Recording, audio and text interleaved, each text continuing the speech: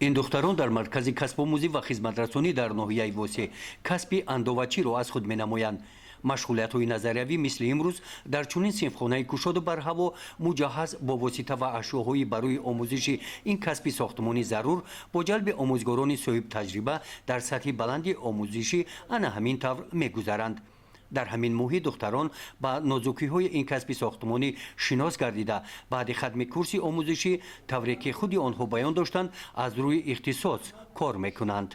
این کسب در زندگی برای ما در کار است. نه تنها مردم میتوانند از پس این کسب برآیند، گل دختران، زنان، تمام آدمان میتوانند که از همه کار را آموزند.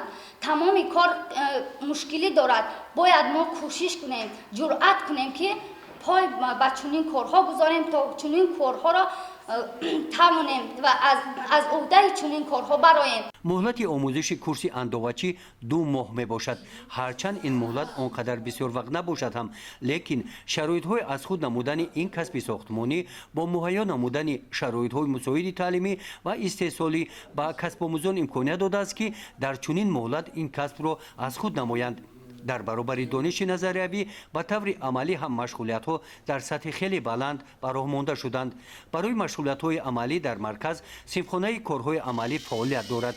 اینجا تجهیزات و دستگاه های ساختمانی وابسته به این ساحه مهیا کرده شده است. وابسته به کسب انتخاب کردهشون بسیار ذوق خوب دارند.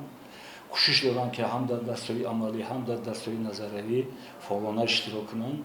مرکز کسب آموزی و خدمترسانی در ناحیه وسه انشاءات نو بنیاد بوده. سنه 22 اکتبر سال 2025 با اشتراک پیشوای ملت پرزیدنت جمهوری تاجیکستان محترم امامعلی رحمان رسما مورد استفاده قرار گرفته است و این دختران یکی از اولین کسب آموزان مرکز بوده بعد چند روز با انجام کورس آموزشی صاحب کسب می‌گردند.